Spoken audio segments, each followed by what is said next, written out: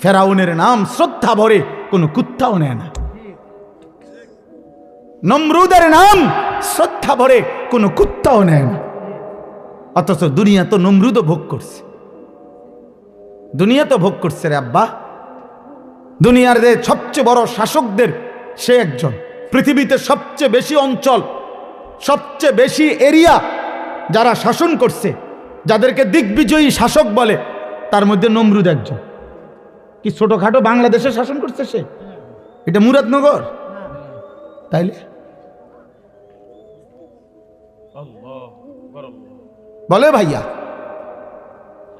কিন্তু আজ তো পৃথিবীর মানুষ কোন কুত্তার নামও রাখে না নমরুদ। পৃথিবীর মানুষ কোন কুত্তার নামও তো রাখে না আবু জাহেল, কোন কুত্তার নামও তো রাখে না আবু লাহাব। রাখে? কিন্তু 1450 বছর আগে এক ছেলে, নিগ্রু, কালো গোলাম, হাবশি গোলাম, কালো মানুষ, গোলাম কৃতদাস, আল্লাহকে রাজি করে গেছে, রাসূলুল্লাহ সাল্লাল্লাহু আলাইহি সাল্লামের ভালোবাসার হক আদায় করে গেছে। আজ 1450 বছর পরেও লক্ষ কোটি ইমানদারের সন্তানের নাম বেলাল। বেলালের কোনো আঞ্চলিকতা নাই, বেলালের কোনো দেশ নাই, জমিনের সীমানা যে দূর, বেলালের ভালোবাসা উদ্দূর। বেলাল কোন অঞ্চলে? বলে বেলালের কোনো সীমানা নাই, বেলালের কোনো কাঁটাতার নাই, বেলাল দিক দিগন্তে। এই জন্য যুবক কেমন হও? আজকে অগণিত ছেলেরা তোমরা এক ওয়াক্ত নামাজ পড়তে মন চায় না। কি জীবন এটা? জানোয়ারের জীবন এটা, মানুষের জীবন না বেটা। সারাদিন বেড়ি চাস বেটা, অপদার্থ কোথাকার বেটা, আকামলা। এত আকামলা বুঝি মানুষ হয় বেটা? সারাদিন মানুষ বুঝি বেড়ি চায়, পাগল। এটা কথা হইল নাকি বেটা? চুল কতগুলারে শয়তানের মতো, মুশরিক বেঈমানের মতো বানায়। একটা ছাগল বেটা তোদেরকে, যাদের চুল মুশরিকের মতো, তোর সমবয়সী বেটা, কোনো সামান্য তোর সামান্য তোর লগে নারী দেখে, ছবি দেখে, নাচ গান দেখে, মুত্তা ফানি লয় না, এরম 2-4টা অপদার্থ ছাড়া পৃথিবীর মানুষ যদি কোনো ভদ্র বিবেকবান কোনো ইজ্জত সম্মানওয়ালা মানুষ যদি তোমাদের এই চুল যেগুলো বেঈমানের মতো রাখছো যদি ভালো বলে থাকে, আমারে জানায়ও, আমি আমার নাম পাল্টায় ফেলমু বেটা, আমার নাম বদলায় দেবো বেটা। কোন বিবেকবান মানুষ বলছে কিনা তোকে যে এটা ভাল লাগতেছে তোরে? তোর সামান্য বলতে পারে, এক সামান্য 2-4 জন তোমার লগে যে কয়েকজন চলে, তো দোস্ত সেরকম, দোস্ত তোরে সেরকম লাগতে আছে, তার কলজা খুললে যদি চাইতা যে সেরকম বলতে সে কি বুঝাইতে চাইছে, তো বুঝবা, খবর পাইবা। যদি আলটা করাইতা যে সেরকম বলতে তোমার সে কার মতো বলতে চাইছে, এটার যদি আলটা রিপোর্ট আসে, ইসিজি করে, অথবা যদি আলট্রাসোনোগ্রাফি করে, রিপোর্ট আসবে ফুটটা ঘরের মতো। হ্যাঁ হ্যাঁ, বাবা ঘরের মতো, গাঁজা ঘরের মতো না, নাহলে তো কি মুরাদনগর বড় মসজিদের ইমাম সাহেবের মতো। কথা বলে না কেন? তো তাইলে বাইতুল মোকাররমের মুয়াজ্জিনের মতো, তো কাবা শরীফের খাদেমের মতো, তো তো ফুটটা ঘর বাবা ঘর ছাড়া কি? বলেন, গাঁজাখোর বা নেশাখোর ছাড়া আর কার মতো? বলো, একটা ছেলে বলো, প্রতিবাদ করো মিয়া, প্রতিবাদ করে বলো না, আমার দেখতে ইমানদারের মতো লাগে, আমাকে দেখতে চরিত্রবানের মতো লাগে, আমাকে দেখতে ভদ্র মানুষের মতো লাগে। তুমি বলো, যাদের চুল লাগানো আছে সেলুনে, যেই সমস্ত ছবি, একটা ছবিওয়ালা মানুষের পরিচয় বলো। নাস্তিক, মুরতাদ, আল্লাহ দ্রোহী, দুশ্মন, চূড়ান্ত ভাবে মুসলমানদের উপরে বিজয় কোনোদিনও পারে নাই। কারণ 100 বছর ষড়যন্ত্র করে তারা যে দূর আগাইছে, রবের এক ফয়সালা, আসমানি গজব, আল্লাহর গজব, একদিনে তারে 100 বছর আবার পিছায় দিছে। আমাদের দেশে তো বলে এরকম ফেসলা গেলে, পিছায় গেলে আবার ফইলাতে, মানে আরো একটা কথা কয়, গ্রাম্য কথা, যে থুকু ফইলাতে আবার আগেরটা বাদ, আবার প্রথমতে। এই বেঈমানদের ষড়যন্ত্র এমন, নাফরমানের ষড়যন্ত্র এমন, ষড়যন্ত্র এমন। এই জন্য ভাই যাক,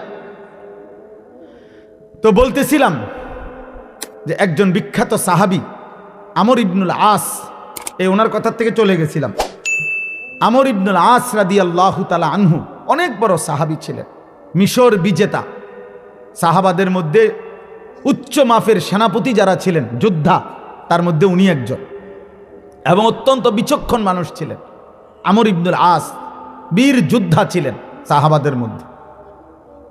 তো এই সাহাবী ওনার মৃত্যুর সময় ওনার ছেলেও সাহাবী হযরত আব্দুল্লাহ ইবনে আমর ইবনুল আস রাদিয়াল্লাহু তাআলা আনহু ইন্তেকালের পূর্ব মুহূর্তে যখন এই সাকরাতুল মাউত শুরু হয়েছে, তখন ওনার ছেলে সাহাবী, ওনার আব্বা সাহাবীকে জিজ্ঞেস করছে, আব্বা এই মুহূর্তে আপনি কি বলতে পারবেন কিনা আপনার মৃত্যু যন্ত্রণা কেমন মনে হচ্ছে? তখন আমর ইবনুল আস রাদিয়াল্লাহু তাআলা আনহু 3টা কথা বলছে। এই কথাটা শুনেন মনোযোগ দিয়ে। ছেলেরা, বাবা তোমরাও শোনো। মৃত্যুর মুহূর্তে ওই যে আমি আযাবের ব্যাখ্যা দিচ্ছিলাম, যে আমর ইবনুল আস রাদিয়াল্লাহু তাআলা আনহু বলেন 3টা কথা বলছে, যে বাবা প্রথম কথা হলো মৃত্যু যন্ত্রণাটা আমার কাছে কেমন মনে হচ্ছে। এক, আমার মনে হচ্ছে আসমানটা জমিনের উপরে ভাঙ্গা পড়ছে, আর আমি আমর ইবনে আস আসমান ও জমিনের মাঝখানে চ্যাপ্টা হয়ে গেছে। 2, আমার মনে হচ্ছে পৃথিবীর সবগুলো পাহাড়, খোদার কসম বাবা, মৃত্যু যন্ত্রণার এই মুহূর্তে, আজরাইল জান কবজ করার এই পূর্ব মুহূর্তে আমার মনে হচ্ছে কান্না জিবালাদ দুনিয়া আলা সাদরি, এই জগতের সবগুলো পাহাড় একসাথে আমার বুকের উপরে চাপ দিয়ে রাখছে। ওয়া কান্নি আতানাফাসু মিন সাকবিল ইবরা, আর আমি যেন সুঁইয়ের ছিদ্র দিয়ে আমার শেষ একটু একটু নিঃশ্বাস বের হইতেছে। আর 3 নাম্বার তিনি বলছেন, আমার মনে হচ্ছে যেন একেবারে কাঁটাদার, মানে পুরা ডাল একদম বিষাক্ত কাঁটা, এই বিষাক্ত কাঁটাওয়ালা বড় ডাল গাছের আমার পেটের মধ্যে যেন এমনভাবে চাপ দিয়া টান দিছে যেন আমার সব কিছু ছিঁড়ে বিড়ে যাইতেছে। এই হলো সাকরাতুল মউত, মৃত্যুর যন্ত্রণা। তো ওই বলতেছিলাম, আল্লাহ যে বলছে বান্দা আযাব মানে মৃত্যু আসার আগে আগেই ইনাবাত, আমার দিকে ঝুঁকে পড়ো, আমার দিকে আইসা পড়ো। তো বলতেছিলাম আমাদের হেদায়েত দরকার বেশি। আজ আমরা মনে করি আরো তো লম্বা সময় বাকি। আরে ভাইয়া, যদি লম্বা সময় না পান, আর অথবা লম্বা সময় পাইলেন কিন্তু লম্বা সময় ধোকায় খাইয়া রইলেন, বয়স তো ঠিক আছে 70, তা আপনি তো লম্বা সময় পাইছেন কিন্তু এখনো যে বিড়ি খান। বয়স তো 70, হায়াত তো লম্বা পাইছেন, কিন্তু 70 বছর বয়সেও আপনি যে নিকৃষ্ট গালি দেন কথায় কথায়। বয়স তো পাইছেন 70 বছর, এখনো তো কিস্তি সুদ ছাড়তেছেন না। বয়স তো 70 বছর, এখনো মহিলা দেখলে, নারী দেখলে, নাটক সিনেমার নর্তকী দেখলে হা করে তাকায় থাকেন। অসভ্য বদভ্যাস, বুড়ার শরীর হাড্ডি, গোস্ত নাই, হাড্ডি বলতে কিছু নাই, কই লোভ তো নারীর গেল না। তাইলে হায়াত তো পাইছিলেন, সময় তো লম্বা পাইছিলেন। ওই দেখো, ওই আরেক বেয়াদব, ওই মাদ্রাসার ছাত্র, খুব সম্ভব দেখেন, রুমালওয়ালা, টুপিওয়ালা, পাঞ্জাবিওয়ালা, নিশ্চিত অভিভাবক হোক বা কারো একজন থেকে এই মোবাইলটা আনছে চালাকি করে, এখন এখানে বসে বসে অসভ্যতা করতেছে। বেটা উঠে যাও, তুমি উঠে যাও, এই অপদার্থ কোথাকার বেটা। রুমালওয়ালা মাথা নোয়াইলে আল্লাহর থেকে মাথা নোয়াইবা কেমনে? আসমানওয়ালার থেকে মাথা নোয়াইবা কেমনে? অপদার্থ। জি বাবা, চলেন। এই জন্য বললাম আল্লাহর দিকে ঝুঁকে পড়া আজই সুযোগ, আজই সুযোগ, আজই সুযোগ। বুজুর্গানে দ্বীন বলছেন, কেউ হায়াত থাকতে 1 টাকা দান করা আর কারো মৃত্যুর পরে তার নামে 100 কোটি টাকা দান করা তার চাইতে উত্তম 1 টাকা। কারণ 1 টাকা আজ আমি জীবিত থাকতে আমার 1 টাকারও দরকার। আমি মরে গেলে আমার নামে দুনিয়াটা দিয়ে দিলে কি, আমি তো নাই, আমি তো নাই, বুঝেন নাই? এই জন্য জীবিত মানুষের দানের স্বভাব বেশি। আব্বা মরে গেছে, আব্বার নামে 30,000 দিছে, 30,000 কা 3 লাখ টাকা দেন, 3 লাখ টাকা দেন না, দেন দিছেন কা 30 লাখ টাকাই দেন না, অসুবিধা কি? ওনার তো আর বেল নাই, উনি তো মরে গেছে, ওনার তো আর খবর নেই, ওনার তো আর 1 টাকারও দরকার নেই। তখন দুনিয়া দিলেই কি? ওনারও যদি কবর থেকে সুযোগ দিত, কবর থেকে উনি যদি বলতে পারতো ওনার বংশধরকে যে কয় টাকা দান করবে, উনি বলবে গোটা দুনিয়াটা দিয়ে দে, গোটা দুনিয়া দিয়ে দে, কিন্তু লাভ তো হবে না, উনি তো বলতে পারবেন। ওয়া আনফিকু মিম্মা রাযাকনাকুম মিন ক্বাবলি আন ইয়াতিয়া আহাদাকুমুল মাউত ফায়াকুল রাব্বি লাউলা আখারতানি ইলা আজালিন করিব ফাআসাদদাকা ওয়া আকুম মিনাস সালিহিন। আল্লাহ তাআলা বলে, এখানে মহিলারা কথা কয়, এই যে মা বোন আপনারা কথা বললে চলে যান, সাবধান, একটা মহিলা কথা বলবেন না,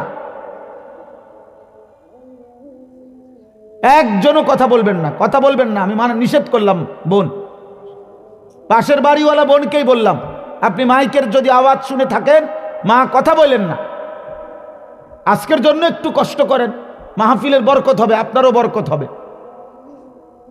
জি, তো বলতেছিলাম যে এটা জরুরি আমাদের এই যে প্রতিনিয়ত মাহফিল হয় দোস্ত, প্রত্যেকটা মাহফিল, ছোট বড় প্রতিটা মাহফিলের মূল মাকসাদ আখিরাতের ফিকির।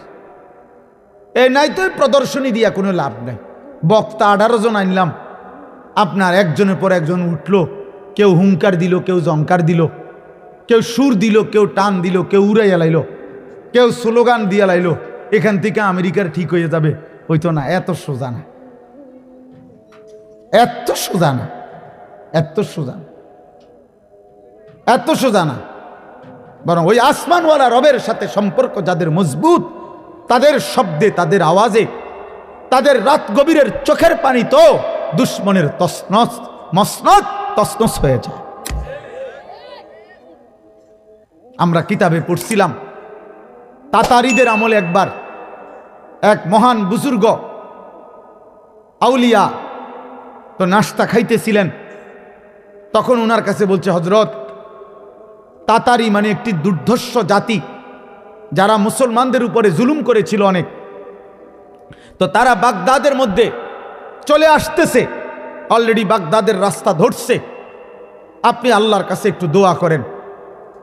তখন ওই হজরত আপনার ওনার সামনে যেই পানির গ্লাস ছিল, গ্লাসটা যেখানে ছিল, উনি শুধু ওই গ্লাসটা হাতে নিয়ে ওইখান থেকে এখানে আরেক দিকে সরাই দিছে, শুধু এই দূর করে, আবার আর কোনো কিছু বলে না।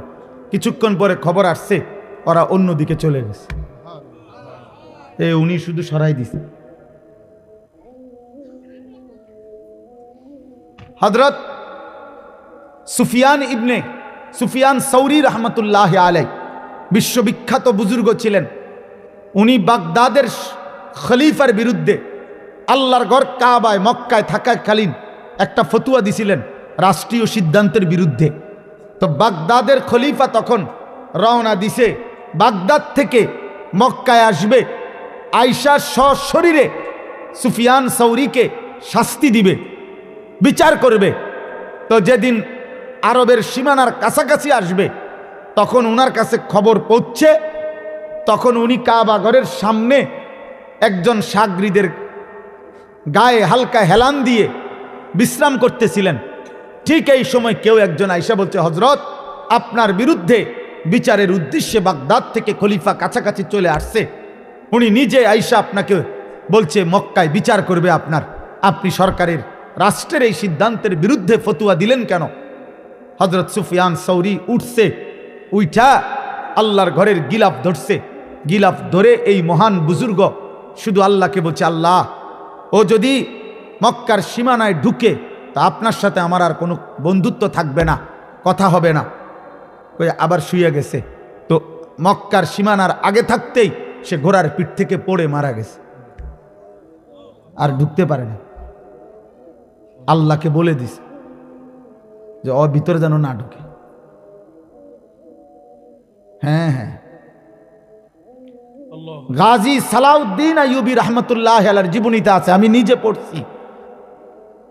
খ্রিস্টান বাহিনী, ক্রুসেড বাহিনী যুদ্ধ করার জন্য, তো তারা তো নদী পথে জাহাজে চলে আসছে কাছাকাছি। হঠাৎ এমন সময় যে প্রস্তুতি ওনার পূর্ণ হয় নাই, সারা রাত্রভর চোখের পানি ফেলছে। আল্লাহর ঘর মসজিদে ফজরের ওয়াক্তে খবর আসছে খ্রিস্টান বাহিনীর জাহাজ ডুবে গেছে, আর পারে ভিড়তে পারে না। এই বারবার এটা ইতিহাস, বারবার মুসলমানের বিজয়, মুসলমানের সফলতা, মুসলমানের কামিয়াবি, মুসলমানের কৃতকার্যতা, মুসলমানের নিরাপত্তা সবকিছুই মহান আল্লাহ তাআলার সাথে সম্পৃক্ত। আল্লাহর কাছ থেকে নিতে হবে, আল্লাহর কাছ থেকে, আল্লাহর কাছ থেকে। আখিরাত ভুলে গিয়ে, কোরআন ভুলে গিয়ে, সুন্নাহ ভুলে গিয়ে, অথবা যেই কোনো সময় যেই কোনো প্রয়োজনে আধুনিকতাকে জায়গা দিতে গিয়ে, দুনিয়ার মানুষের বুদ্ধিকে জায়গা দিতে গিয়ে আল্লাহর কোরআনকে কাটছাট করা, রসুলের সুন্নাহকে কাটছাট করা, ইসলামের কোনো বিধানকে কাটছাট করে বাতিলের, দুশ্মনের কোনো আধুনিকতাকে জায়গা দিয়ে যারাই আপনার ইসলাম প্রতিষ্ঠার স্বপ্ন এই পৃথিবীতে যেই কোন অঞ্চলে দেখবে, খোদার কসম 100 বছর না 1 লক্ষ বছরও কামিয়াব হবে না, সফলতা আসবে না, সফলতা আসবে। এই স্লোগানে দম যাব, এই হুঙ্কারে দম যাব, হুঁশিয়ার সাবধান, উড়ে এলাম মুসুর এলামু, এই ডিপ কহতে আমিও বালা জানি। আল্লাহর রহমতে আমি স্লোগান দিলে 2-4 ঘন্টা স্লোগান দিতাম। জি জি, আমি ছোটবেলায় স্লোগান দিতে অভ্যস্ত ছিল। এই কয়দিন আগেও স্লোগান দিছি। হ্যাঁ হ্যাঁ জি। অতএব আব্বা, নওজোয়ান ভাই, রবের সাথে সম্পর্ক করো, আসমানওয়ালার সাথে সম্পর্ক করো। ওই মালিকের সাথে সম্পর্ক ছাড়া আমাদের বিজয় আসবে না, নিরাপত্তা আসবে না।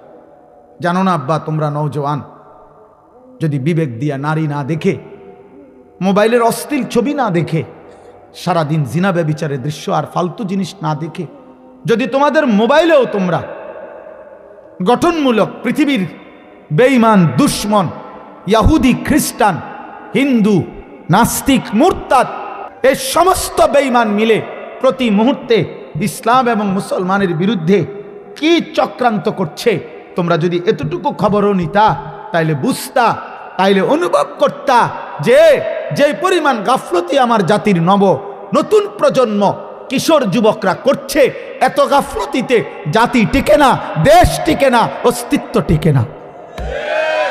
আয়াতগুলো একটা সংক্ষেপ এবার তর্জমা বলি।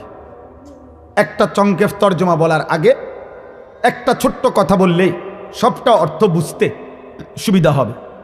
আমাদের প্রিয় নবী সাল্লাল্লাহু আলাইহি ওয়াসাল্লাম মক্কা থেকে মদিনায় হিজরত করার আগে, খুব সংক্ষেপে বলতেছি, সাহাবায়ে কেরামকে এক হিজরতের আগে, মদিনায় যাওয়ার আগে আবিসিনিয়া, হাবাসা, আফ্রিকার একটি অঞ্চল, সেখানে আল্লাহর নবী সাল্লাল্লাহু আলাইহি সাল্লাম সাহাবায়ে কেরামকে মক্কাবাসীর জুলুমের, নির্যাতনের, অত্যাচারে ওনাদেরকে হিজরত করাইয়া ওইখানে পাঠাইছিলেন। বলছিলেন নিজেদের ঈমান, জান, মাল, ইজ্জত বাঁচাবার জন্যে। তো ওই জায়গাটার নাম হলো আবিসিনিয়া, হাবাসা। তো ওইখানে যখন সর্বোচ্চ 2 বারে সর্বোচ্চ 72 জন থেকে 74 জনের মতো সাহাবি সেখানে গেছিলেন। তো এই 72 জন এবং 74 জন সাহাবিরা প্রতিনিয়ত ওই হাবাসা, ওরা খ্রিস্টান ছিল, ওদের বাদশাহ নাজ্জাশী সেও খ্রিস্টানই ছিল, তাদের কাছে আল্লাহর কালেমার দাওয়াত দিছে, কোরআন পড়ে শুনাইছে, এবং ওই বাদশাহ নাজ্জাশী এবং তার দরবারের গুরুত্বপূর্ণ কিছু ব্যক্তি কালেমা পড়ছে। সুবহানাল্লাহ। এই হাবাসার আবিসিনিয়ার কিছু লোক। এর মধ্যে রাসূলুল্লাহ সাল্লাল্লাহু আলাইহি সাল্লাম মক্কা থেকে মদিনায় হিজরত করে গেছে। হিজরতের ৭ম বছর, কথা কও ছোট মিয়া, আব্বা কথা কইও না, কথা তোমরা আরো সময় আইব, রাহো সংগম করো। হ্যাঁ, একটা হাসি দিচ্ছি, মাশাআল্লাহ, আল্লাহ কবুল করে। জি, তো হিজরতের পরে আমাদের নবী সাল্লাল্লাহু আলাইহি সাল্লাম মদিনায় যাওয়ার ৭ম বছর খায়বারের যুদ্ধ করেছিলেন ইহুদিদের সাথে। চূড়ান্ত লড়াই করে মদিনার সীমানার থেকে ইহুদিদেরকে খায়বার নামক অঞ্চল থেকে চূড়ান্তভাবে বিতাড়িত করছিলেন। এই খায়বারের যুদ্ধ যখন শেষ অবস্থায়, তখন ওই আবিসিনিয়া থেকে সাহাবায়ে কেরাম যারা এতদিন যাবৎ ওইখানে ছিল, ওনারা চূড়ান্তভাবে আবিসিনিয়া ছেড়ে মদিনায় চলে আসছেন। এতদিন যারা ওইখানে ছিল, তো ওনারা যে আসছেন মদিনায় ফিরে, ওনাদের সাথে আবিসিনিয়ারও কিছু লোক ওই অঞ্চলে যারা খ্রিস্টান থেকে মুসলমান হয়েছে, ওনারাও নবীজির সাথে সাক্ষাতের জন্য মদিনায় আসছেন। আসার পরে তারা 2টা প্রস্তাব দিছে, 2টা কথা বলছে আর কি নবীজির সামনে আইসে। 1 নাম্বার বলছে, ইয়া রাসূলুল্লাহ, হে নবী মুহাম্মদ, ইতিপূর্বে আমরা ইনজিল কিতাবে বিশ্বাসী ছিলাম, ঈসা নবীর উপরে বিশ্বাসী ছিলাম, এবং ঈসা নবীর উপরেও আমরা মূল যেই বিশ্বাস, মানে বাদশাহ নাজ্জাশীর আকীদা ছিল, মুসলমানদের কোরআন ঈসা আলাইহিস সালামের ব্যাপারে যা বলছে ঈসা নবী ঠিক তাই ছিল। কথা বুঝছেন কিনা? অর্থাৎ শিরকি আকীদা ছিল না তাদের। তো বলছে যে আমরা ঈসা নবীর অনুসারী যখন ছিলাম, তখনও আমরা তাওহীদ, আল্লাহর একত্ববাদকে মানতাম। আপনার কোরআন, আপনার ধর্মের কথা যখন এই লোকদের কাছে শুনেছি, তখন আমরা আপনার অনুসারী হয়েছি, এবং আপনার এই কথাও আমরা সর্বান্তকরণে মেনে নিছি, কারণ আমরা তো আগের থেকেই আমরা এই কথাগুলোই মানতাম। বাকি এখন আপনাকেও মানছি, আপনার কোরআনকেও মানছি, ইসলামকেও মেনেছি। এইবার আপনার কাছে আমাদের এখানে আইসা আমরা আমাদের ইমানের নবায়নও করলাম, তাওহীদের নবায়নও করলাম, আপনাকে মানার অকুণ্ঠ স্বীকৃতিও দিলাম। সাথে এবার আপনি যদি আমাদেরকে সুযোগ দেন, তাহলে আমরা আপনার মদিনার এই ইসলাম প্রতিষ্ঠার কাজে আমরা কিছু সহযোগিতা, আর্থিক সাহায্যও করতে চাই। তো আল্লাহ তাআলা তাদের এই আর্থিক সাহায্য, তাদের পূর্ব থেকেই তাদের আগের ধর্মের পূর্ণ বিশ্বাস, আমাদের নবীরও পূর্ণ গ্রহণ, এই কথা একসাথ করে আল্লাহ এই আয়াতগুলোতে তাদের প্রশংসা করে আল্লাহ বলছেন, আমি আল্লাহ ওয়াদা দিলাম এমন ইমানদার যারা আগেও তাওহীদ মানছে, আগের ধর্মের মধ্যে থাইকা এখন আমার নবীকেও গ্রহণ করছে, কোরআনকেও গ্রহণ করছে, আমি তাদেরকে প্রত্যেক আমলের বদলায় দ্বিগুণ দ্বিগুণ নেকি দিতে থাকব। নেকি দেব আমি আল্লাহ, তাদেরকে নেকি দেব। এই কথাটা আল্লাহ তাআলা বলছেন। এইখানে দেখেন আল্লাহ তাআলা বলেন, ওয়ালাকাদ ওয়াসসালনা লাহুমুল কাওলা লাআল্লাহুম ইয়াতাযাক্কারুন। আল্লাহ তাআলা বলেন, আমি আল্লাহ আমার কথা, আমার বাক্য, আমার যেই বক্তব্য, আল্লাহ পাক বলেন আমি সেই কথাগুলো ওয়াসসালনা, বারংবার পুনরাবৃত্তি করেছি, বারবার নাজিল করেছি, বারবার একই কথা আমি আল্লাহ বলতে চেয়েছি। আল্লাহ তাআলা তাওহীদের কথা বারবার বলছেন কোরআনে, যে লা ইলাহা ইল্লাল্লাহ, লা ইলাহা ইল্লাল্লাহ। আল্লাহর রিসালাতের কথা, রসুলকে মানো, ইবাদত করো, রসুলের সব কথা শোনো, এ কথা বারবার কোরআনে বলছেন। 3 নম্বর আখিরাত, আখিরাতের কথা, কবর হবে, মৃত্যু হবে, হাসর হবে, মিজান হবে, ফুলসিরাত হবে, জান্নাত হবে, জাহান্নাম হবে, এই কথা পুরা কোরআনের মধ্যে একবার, কথা বলে না, 2 বার, বারবার। কয়বার? বারবার। রাসূলুল্লাহ সাল্লাল্লাহু আলাইহি সাল্লামকে মেনে নেওয়া, নবী যত ইবাদত আমলের কথা বলছে, এগুলো কোরআনে শুধু একবার, বারবার। আল্লাহর প্রতি ঈমান, বিশুদ্ধ নির্ভেজাল একত্ববাদ, এটা আল্লাহ কি একবার বলছে? বারবার। এই ওয়াসসালনা শব্দের অর্থ এটা। আল্লাহ বলেন, তাফসীরের মধ্যে আছে তাওসিল মানে একটি রশিকে মজবুত করার জন্য আরো রশি একটার পর একটা 10টা রশি 20টা রশি এটার সাথে লাগাইয়া এটারে পেঁচানো, শক্ত করা, মজবুত করা, টাইট করা, এটারে বলা হয় ওয়াসালনা তাওসিল। তো আল্লাহ বলেন আমার এক একটা কথাকে আমি মজবুত করার জন্য বারংবার নাজিল করেছি, বারংবার, লাআল্লাহুম ইয়াতাযাক্কারুন, যেন আমার বান্দারা উপদেশ গ্রহণ করতে পারে।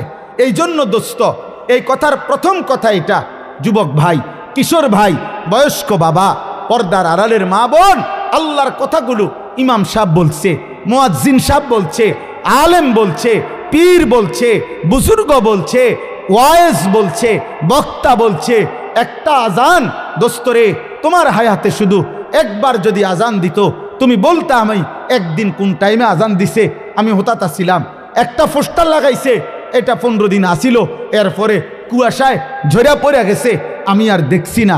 আল্লাহ বলে না বান্দা, আজান তো আমি বারবার শুনাইছি, কোরআনের কথাগুলো তো আমি বারবার শুনাইছি, আমার রসুলের কথা বারবার শুনাইছি, ওলামায়ে কেরামের জবান দিয়া জাহান্নামের কথা, আখিরাতের কথা, কবরের কথা আমি বারবার বলাইছি। আমি চেয়েছি এ কথা কমপক্ষে যে আচ্ছা একবার ফেলে দিলা, 2বার ফেলে দিলা, তোমার তো বিবেকে আসা ছিল, এত ভালো মানুষরা, এত নেককার মানুষরা বারংবার 1450 বছর ধরে যেহেতু বারবার বারবার বারবার বলছে, এ কারণেও তো তোমার কলিজার ভিতরে এটা আসার কথা যে কথাগুলো সত্য, কথাগুলো ঠিক, নইলে এতবার বলে কেন? তাইলেও তো আমল করা উচিত। আমি আল্লাহ মনে করছিলাম তুমি উপদেশ নিবা, আমল করবা, কিন্তু তুমি নাফরমান। আমি আল্লাহর এতবারের কথা, এত লক্ষ কথা, আমার রসুলের এত কথা সবই প্রত্যাখ্যান করলা। তোমার মতো নিকৃষ্ট গাদ্দার আর কে হইতে পারে? এই জন্য একজন যুবক, তুমি বলো আব্বা, গত 365 দিনে কোনো দিন যে 5 ওয়াক্ত নামাজ পড়ো নাই, আল্লাহর কথা তুমি এই পর্যন্ত কতবার প্রত্যাখ্যান করবে? তুমি কি বলবে আল্লাহর কাছে? বলো ভাই। এই যে এখন খেয়াল করো যে কতগুলো মসজিদ থেকে আজান হইতেছে, তাহলে এক এক ওয়াক্ত নামাজের যে যেখানেই থাকুক, বাজারে থাকুক, ঘরে থাকুক, নানার বাড়ি থাকুক, শ্বশুর বাড়ি থাকুক, বাপের বাড়ি থাকুক, বেড়াইতে থাকুক, সবখানেই তো আজান হচ্ছে, হচ্ছে না? তাইলে তুমি কি যুক্তি দিবেন বলেন? বেনামাজি কি বলবে? নাফরমান কি বলবে? কেন আল্লাহ আপনার কথা শুনতে পারলাম না, কেন মানি নাই? আহা, কোনো জবাব হবে, কোনো জবাব হবে না, কোনো জবাব না। আল্লাহ আমাদেরকে বুঝ দান করে। এজন্য প্রিয় ভাই নওজোয়ান, আমি প্রত্যেক দিনে কথা বড় মনের কষ্টেরে বলি যে যেই কপাল সেজদা দেয় না, যে মুসলমান পরিচয় থাকার পরেও নামাজ পড়ে না, বিশ্বাস করো আমার কেন জানি তার মানুষের বাচ্চা মনে হয় না। আমি তাকে মানুষ মনে করি না, আমার দৃষ্টিতে ওইটা জানোয়ার। যদি উপযুক্ত তথ্য প্রমাণ দিয়ে প্রমাণ দিতে হয় তো ইনশাআল্লাহ আশা করি পারব, কোরআন সুন্নাহর দলিল দিয়ে। আমি তাকে মানুষ মনে করি না। বেনামাজিকে আমার কাছে মানুষ মনে হয় না, বেনামাজিকে আমার কাছে জানোয়ার মনে হয়, চতুষ্পদ জন্তু মনে হয়। আমার মনে হয় এক জানোয়ার যেভাবে বুঝছে জীবন মানে খাওয়া, পেশাব, পায়খানা, ঘুম, লজ্জাস্থানের চাহিদা পূরণ, এই নাফরমানও এটাই বুঝছে, এটাই বুঝছে। সে জীবনের এর চাইতে বেশি কিছু বোঝে না, হে জীবনের কোনো অর্থই বোঝে না, সে মানুষ পরিচয়ের কোনো সার্থকতাই বোঝে না। সে শুধু এতটুকুই বুঝছে চাহিদা পূরণ হইতেছে, পেশাবে ধরছে পেশাব করছে, পায়খানা ধরছে পায়খানা করছে, টেহার দরকার পয়সা কামাই করছে, হালাল না হারাম, সুদ না কিস্তি, আরে বাদ দে, টেহার দরকার, নারী দেখা দরকার বেটা, মোবাইলে পারস, রাস্তাত পারস, টেলিভিশনে পারস, রাইতে পারস, দিনে পারস, ছবিত পারস, নিজের মোবাইলে পারস, অন্যের মোবাইলে পারস, উলঙ্গ ছবি দেখা দরকার, নর্তকী দেখা দরকার, কিসের আবার হালাল হারাম বেটা? তো বেটা আহা, এ তো জানোয়ারের আখলা, এ তো জানোয়ারের আখলা, যে মনে করে জীবন মানেই হচ্ছে চাহিদা পূরণ, চাহিদা পূরণ। ওয়ালাকাদ ওয়াসালনা লাহুমুল কাওলা লাআল্লাহুম ইয়াতাযাক্কারুন। আল্লাহ বলবে বান্দা বলো না আমি আমার এক একটা কথা কি পরিমাণ বলেছি, কতবার বলেছি বান্দা, আমার মতো মালিকের এতবারের কথা। একটা মা একটা মা যদি তার সন্তানকে 100 বার ডাক দেয়, এরপরও কি সে ডাকে সাড়া দিবে না? একটা বাবা যদি তার সন্তানকে 100 বার ডাক দেয়, তো সে কি তবুও সাড়া দিবে না? একজন মালিক আল্লাহ 365 দিনে ফজরের নামাজের জন্য কমপক্ষে 365 বার তো ডাক দিস, জোহরের নামাজের জন্য 365 বার তো ডাক দিস, আসরের জন্য 365 বার ডাক দিস। তা আল্লাহ যদি বলে আমি 365 বার ডাক দিলাম, একবারও সাড়া দিলা না? আফসুস ছাড়ার কিছু তখন? আল্লাহ আমাদেরকে বুঝ দান করে। আল্লাযীনা আতাইনাহুমুল কিতাবা মিন ক্বাবলিহি হুম বিহি ইউমিনুন। আল্লাহ বলেন, আমার কিছু প্রিয় বান্দার শোনাচ্ছি কথা, যাদেরকে আমি ইতিপূর্বে আসমানি কিতাব ইনজিল দিয়েছিলাম, তারা সেই কিতাবের উপরেও পূর্ণ ঈমান এনেছিল। ওয়া ইযা ইউতলা আলাইহিম, আবার যখন তাদের সামনে আমার কোরআন শোনানো হলো, ক্বালু আমান্না বিহি, তারা সাথে সাথে বলল আমরা এর উপরেও ঈমান আনলাম। ইন্নাহুল হাক্কু মির রাব্বিনা, নিশ্চিত এটা আমাদের রব আল্লাহর পক্ষ থেকে সত্য কালাম। সুবহানাল্লাহ। ইন্না কুন্না মিন ক্বাবলিহি মুসলিমিন, আমরা তো আল্লাহর প্রতি আগের থেকেই আনুগত্যশীল ছিলাম, এবার আমার বন্ধু মুহাম্মদ আরবির কথাগুলো আমরা সর্বান্তকরণে মেনে নিলাম। সুবহানাল্লাহ। আল্লাহ বলেন, উলাইকা ইউতাউনা আজরাহুম মাররাতাইনি বিমা সাবারু। আল্লাহ বলেন, আগেও তারা আমার উপরে মজবুত ছিল, এখনো আবার নিশ্চিন্তে আমার কথা আমার নবীর কাছ থেকে গ্রহণ করে নিয়েছে। এই জন্য আমি আল্লাহর পক্ষ থেকে তাদের প্রত্যেক আমলের নেকি বদলা প্রতিদান দেওয়া হবে দ্বিগুণ দ্বিগুণ, ডাবল ডাবল। সুবহানাল্লাহ। ওয়ায়াদরাউনা বিল হাসানাতিস সাইয়্যিআ, আল্লাহ বলেন, আর এই প্রিয় বান্দাদের বৈশিষ্ট্য হলো তারা প্রত্যেক মন্দ, অসৎ, অশালীন আচরণের জবাবে উত্তম ভদ্র আখলাকের দ্বারা জবাব দান করে। অমিম্মা রাযাকনাহুম ইউনফিকুন, এবং আমার দেওয়া সম্পদ থেকে অকাতরে আমার রাস্তায় সাদাকা করে, দান করে। তো আল্লাহ তাআলা ওই বান্দাকে, এখানে 3টা জিনিস, এক মানে কাকে আল্লাহ তাআলা এখানে লিখছে, আল ইবরাতু বিউমুমিল লফজ লা বিখুসুসিস সাবাব। কোরআন শরীফের কোনো কথা যদি কোনো ব্যক্তি বা বিশেষ গোষ্ঠী সম্প্রদায়ের জন্য যদিও নাজিল করা হয়েছে, কিন্তু এর উপদেশ সবার জন্য। উপদেশ কার জন্য বলে না? সবার জন্য। এজন্য আল্লাহ তাআলা ওই ব্যক্তির আমলের বদলা সর্বদাই দ্বিগুণ দ্বিগুণ দিতে থাকবেন, যার মধ্যে এই 3টি সিফাত থাকবে। এক, যে আল্লাহর কথার উপরে মানে কোরআনের উপরে পূর্ণ ঈমান রাখে। 2, যে প্রতিটা মন্দ অশোভনীয় আচরণের জবাবে উত্তম আচরণ দ্বারা জবাব দান করে। আর 3, আল্লাহর দেওয়া সম্পদ থেকে আল্লাহর পথে যে খরচ করে। আল্লাহ বলেন, এই 3 গুণে গুণান্বিত ব্যক্তির সব আমলের নেকি আমি দ্বিগুণ দ্বিগুণ দেব, দ্বিগুণ দ্বিগুণ। কয় গুণ? দ্বিগুণ দ্বিগুণ, বারবার বারবার বাড়াবো, ডাবল ডাবল ডাবল ডাবল। নারীদের ব্যাপারে কোরআন শরীফে আল্লাহ বলছে, কোরআনুল কারীমের মধ্যে আছে, ওমান ইয়াকনুত মিনকুন্না লিল্লাহি ওয়া রাসূলি ওয়া তা'মাল সালিহান নু'তিহা আজরাহা মাররাতাইন। নবীর বিবিদেরকে বলছে, তোমরা ঈমানদার নারীরা যদি আল্লাহ রাসূলের আনুগত্য করো, আল্লাহ রাসূলের আনুগত্য করো, আল্লাহ বলেন তোমাদের নারীদেরকে আমি আল্লাহ ওয়াদা দিলাম, আমার ঈমানদার নারী, তুমি অবলা, তুমি দুর্বল, তুমি নারী, অতএব আমি আল্লাহ ওয়াদা দিলাম আল্লাহ রসুলের আনুগত্যশীল কোনো ঈমানদার নারীকে আমি আল্লাহ তার প্রত্যেক আমলের বিনিময়ে নেকি দেব মাররাতাইন, ডাবল ডাবল, দ্বিগুণ দ্বিগুণ। এজন্য মহিলারা আফসোস করত নবীজির জামানায়, আমরা জিহাদ করতে পারি না, আমরা জানাজার নামাজে যাইতে পারি না, আমরা ঈদের নামাজে যাইতে পারি না, আমরা নামাজের জামাতে ঠিকমতো উপস্থিত হইতে পারি না, আমরা হাজারো নেক কাজে অংশগ্রহণ করতে পারি না, আমরা বেডিত মহিলা মানুষ, ঘরে থাকতে হয়। আল্লাহ বলেন, অসুবিধা নাই, নেকি না দরকার, জান্নাতে না দরকার, সেটা আমি তোমার ঘরে থাইকা পর্দা হেফাজত কইরা তোমার বন্দিগি কম হোক, আমি নেকি দেব বাড়াইয়া। অসুবিধা কি? সেজদা দিবা একটা, নেকি দেব 1000টা। তোমার সমস্যা কি? আমি দিলেই তো হইছে, তুমি জান্নাত পাইলেই তো হইছে। সুবহানাল্লাহ, কি মেহেরবান মালিক। সর্বশেষ আল্লাহ বলেন, ওয়া ইযা সামিউল লাগওয়া আ'রাযু আনহু ওয়াকালু লানা আমালুনা ওয়া লাকুম আমালুকুম সালামুন আলাইকুম লা নাবতাগিল জাহিলিন।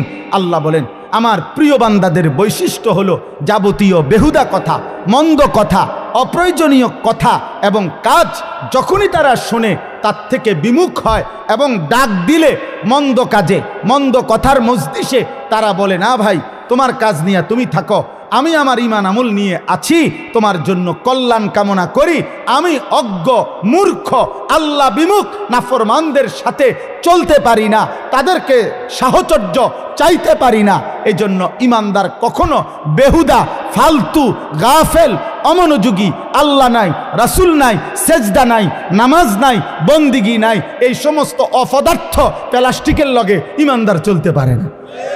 এটা কোনো মানুষ না, এটা এক ধরনের প্লাস্টিক, ফালতু লোক। এই জন্য যুবক তোমাদেরকে বলি বেটা, যার সাথে চললে ফিরে 8 ঘন্টা 10 ঘন্টা আড্ডা দেওয়ার পরে নাফরমান একবারও আল্লাহর নাম নেয় নাই, ওই কোনো বন্ধু না, ওই শয়তান ছাড়া আর কিছু না বেটা। সারাক্ষণ একবার হাসে, একবার লাথি দেয়, একবার চুল টান দেয়, একবার শার্ট ধরে লাথি দেয়, একবার ঘুষি দিয়া লায়, একবার বেডির কথা কয়, একবার উলঙ্গ ছবি কথা। আমার ফাগলে কিরে কি লাফাই কিত্ত, ফালাই কিত্ত, হাসে কিত্ত, খবরও নাই কি করে না। এই সমস্ত ইয়াং ছেলে আড্ডা দেয় যে দেখবেন কি করে, আপনি শুধু একটু তামসা চাইয়েন দূরের থেকে, করেটা কি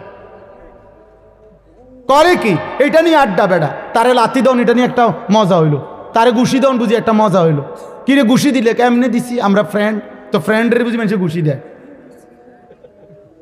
আহাম্মক সে আমার ফ্রেন্ড তো, ফ্রেন্ডকে বুঝি মানুষ উলঙ্গ ছবি দেখায়। তো তুই তোর ফ্রেন্ড হয়ে, বন্ধু হয়ে তারা এত বড় ক্ষতি করলি, তারে বেটা জাহান্নামের রাস্তায় নিয়ে গেলি।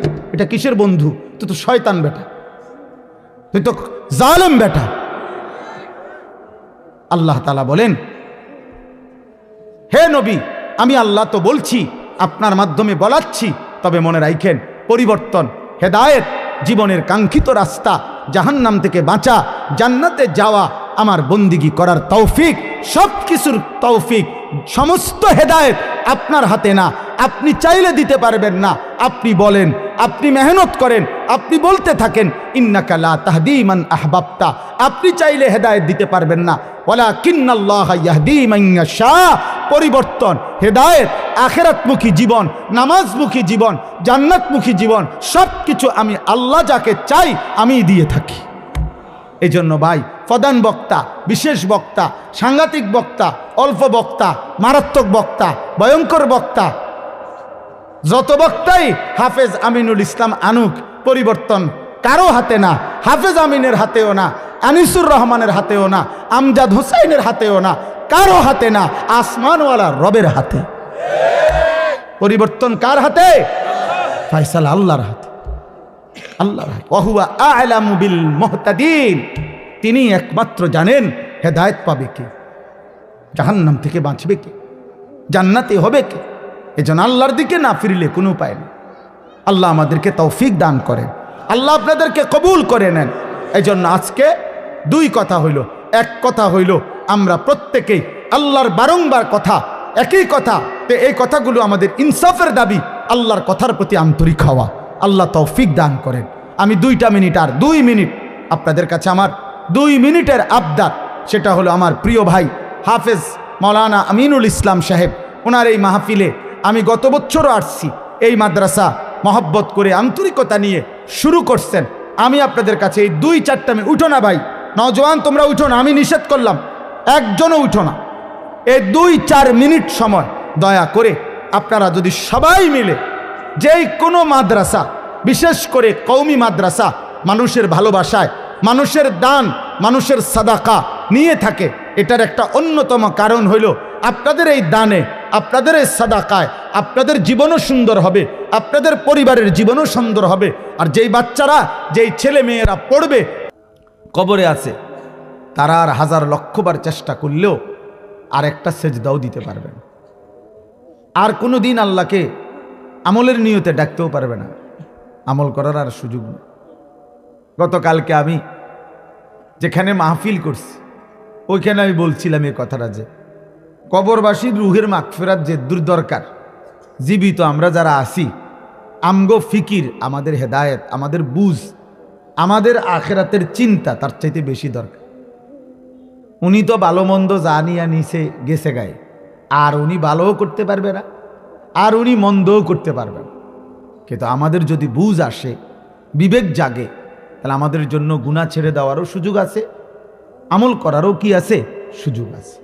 এই জন্য আখেরাতের বুঝ, কবরের বুঝ, কোরআনের বুঝ মৃত ব্যক্তির চাইতে জীবিত ব্যক্তির বুঝা উচিত বেশি। মৃত ব্যক্তি আর বুঝে লাভ নাই, আর বুঝে লাভ, আর কোনো ফায়দা নাই, কিন্তু জীবিতরা বুঝলে লাভ। এক সেকেন্ড, ইন্নাল্লাহা ইয়াকবালু তাওবা মা লাম ইউগারগির। নবী সাল্লাল্লাহু আলাইহি সাল্লাম বলেন, মৃত্যুর যেই চূড়ান্ত গড়গড়া, মালাকুল মউত আজরাইল জান কবজ করার পূর্ব মুহূর্তে সাকরাতুল মউত, মৃত্যুর যন্ত্রণা শুরু হয়। প্রত্যেক মুমূর্ষ ব্যক্তি, মৃত্যু পথযাত্রী ব্যক্তি, সে এটা উপলব্ধি করে, এটা অন্য কেউ বোঝে না। আমরা মনে করি আর এই লোকটা হঠাৎ মরে গেছে, অ্যাক্সিডেন্টে মরে গেছে, গুলিতে মরে গেছে।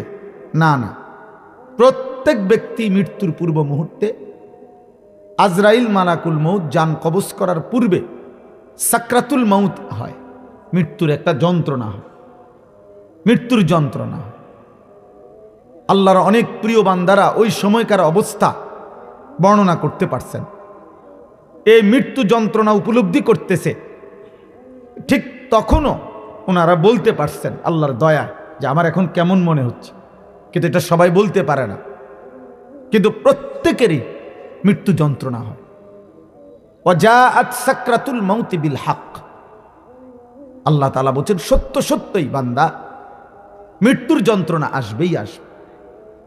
হাদিসের মধ্যে আছে, আল্লাহর নবী সাল্লাল্লাহু আলাইহি ওয়াসাল্লাম ইন্তেকালের পূর্ব মুহূর্তে আম্মা জান আয়েশা রাদিয়াল্লাহু তাআলা আনহা, তিনি বর্ণনা করছেন, নবীজির স্ত্রী, নবীজি বারবার বলতেছিলেন এ কথা।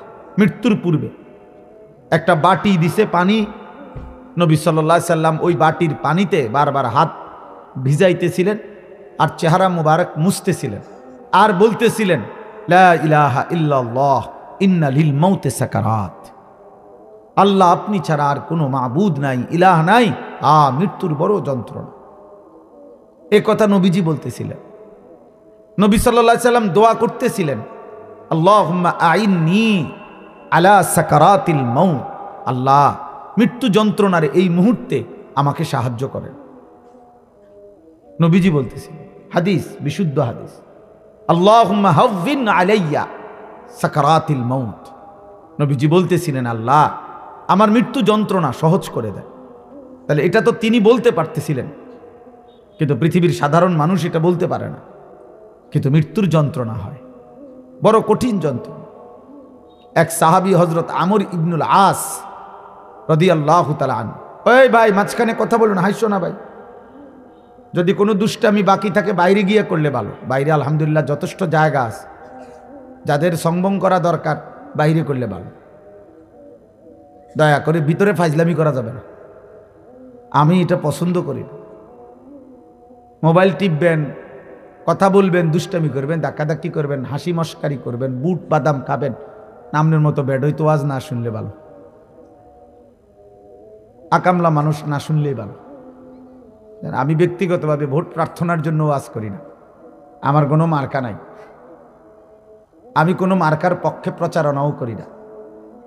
অতএব আমি কোনো জনসমর্থন খুব বেশি চাই না, ব্যাপক জনসমর্থন আমার দরকার নেই। আমি কিরমু জনসমর্থন দিই, আমার আখেরাত দরকার। আল্লাহ মাফ করলে একজনকে বলার দ্বারাও মাফ করতে পারে, আল্লাহ না মাফ করলে 1 কোটিকে বলার পরেও যদি মাফ না করে তো আর বেল আসেন, তো আর আমি এটা করবো কি, আমি এটা করবো কি? এজন্য কোনো খামখেয়ালি করা যাবে না। যার খামখেয়ালি করা দরকার চলে গেলে ভালো, কোনো অসুবিধা। আমি 4 জন মানুষের সামনে কত ওয়াজ করছি, 10 জন মানুষের সামনে গড়ির ঘন্টা 4 ঘন্টা ওয়াজ করছি। আজ থেকে কি মনে হয় 200 বছর আগে?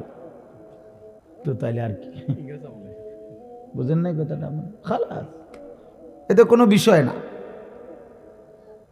এখন মাহফিল বেশি না কম, জনপ্রিয়তা বেশি না কম, এগুলা দিয়ে কি ঘাস কাটবো না? আমার মাহফিল ওই দিকে সব। আজকে 14 গ্রাম ফেনি আমার 2টা মাহফিল আছে, কিন্তু এমন একজন বেজাল্লা মানুষ আমারে দাওয়াত দিচ্ছে যে যার কারণে আসতেছে এই উল্টা জায়গায়। আলহামদুলিল্লাহ 3টার সময় রওনা দিছি কুমিল্লা ক্যান্টনমেন্ট থেকে। মাগরিবের আজান যখন দেয় তখন 30, এরপরে 35 আইলাম। কি বুঝলেন? কি আশাটা আইলাম? আইটা আইলে আমার আরো আগে আসে দিতাম, যদি কোন চাঁড়া দিতাম। চিন্তা করছেন কি জ্যাম, মানে কি অবস্থা ক্যান্টনমেন্ট থেকে নিয়ে পর্যন্ত হালাতটা এত জঘন্য যে মানে ভাষায় বর্ণনা করার মতো না। কংসনগরের কি অবস্থা, দেবিদ্বারের কি অবস্থা, এখানে আপনার ওই যে পিংলাবাড়ির পরে যে দিক দিয়ে রাস্তা, এটার একেবারে মানে সদর বদর অবস্থা, সোজা কোনো কুল কিনারা নাই।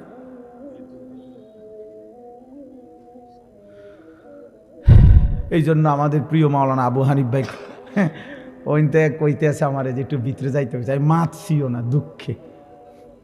হে কি বুঝবো আমি যে 3টার সময় পথ দিচ্ছি, হে দেন থেকে আমিননগর থেকে আইয়া আলাপ করে, বুঝলেন নাকি, তেমুরের থেকে আইসা ওনার তো আলাপ করতে ভাল লাগে। এত কষ্টের লাগে না, মানে কত 40 মিনিটের রাস্তা হবে না। বিরক্তির কোনো সীমা নাই ভাই। আল্লাহ আমাদেরকে হেফাজত করে। আজকে আমি কিতাবে পড়ছি হযরত ওমর রাদিয়াল্লাহু তাআলা আনহু, ওনাকে যখন আবু বকর সিদ্দিক রাদিয়াল্লাহু তাআলা আনহু খলিফা বানাইছেন, আজকে পড়ছিলাম তো ইন্তেকালের পূর্বে হযরত আবু বকর রাদিয়াল্লাহু তাআলা আনহু সমস্ত সাহাবাদেরকে লক্ষ্য করে উনি বলে গেছেন যে ওমরকে যে তিনি খলিফা বানাইছেন। তো বলার সময় তিনি একটা কথা বলছেন, আশ্চর্য। হযরত আবু বকর সিদ্দিক রাদিয়াল্লাহু তাআলা আনহু তিনি বলছেন যে আমি তোমাদের জন্যে ওমরকে পরবর্তী খলিফা হিসাবে নির্ধারণ করে গেলাম, তোমরা তাকে মেনে নেবে এবং আমি আশা করি সে আমার প্রত্যাশার চাইতেও বেশি তোমাদের সেবা করবে।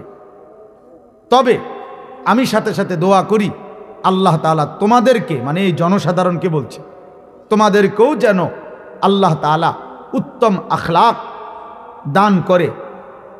তাহলে এখানে কিতাবের মধ্যে আছে আসলে আমাদের সর্বসাধারণের আখলাক, এটা আমাদের শাসকের আখলাক বানায়। এটা একটা গুরুত্বপূর্ণ বিষয়।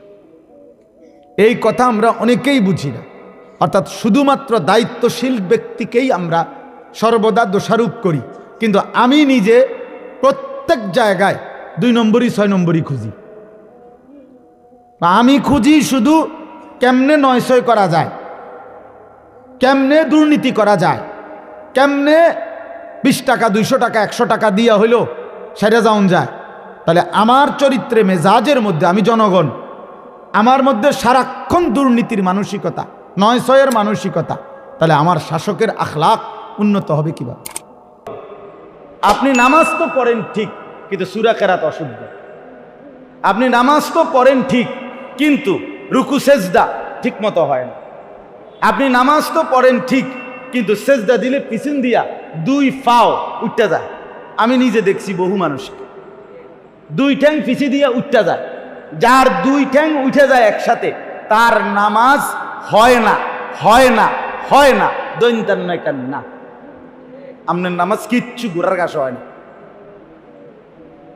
যার সূরা কেরাত অশুদ্ধ, দোয়া কালাম অশুদ্ধ, তার নামাজ হয় না, হয় না, হয় না। একার গোড়ার ডিম হয় না, কিচ্ছু হয় না। আমি বললাম সূরা কেরাত যার অশুদ্ধ, তার নামাজ হয় না, হবে না। আপনার এই নামাজ, আপনার এই নামাজ থেকে আপনি আখেরাতে কিচ্ছু পাবেন না, কিচ্ছু না। আপনি যদি বলেন আল্লাহ ভরসা, আপনি আগে হুজুরে কোক 37 বছর ধরে হুজুরে বলুক যে আপনি বলছেন নি যে আল্লাহ বলছি কিনা কোথাও, বান্দা তুমি ভুল করতে থাকো, আমি ভরসা, এটা আসেনি কোরআনের কথা। তাহলে আপনি যে কইলেন আল্লাহ ভরসা, কথা বুঝেন নাই আমার কথাটা? আপনি কোন যুক্তিতে এটা বললেন? নবীজি বলছি কিনা যে উম্মত তুমি ভুল করতে থাকো মৃত্যু পর্যন্ত, আমি সুপারিশ করিয়া তোমারে বেহেশত দিমু।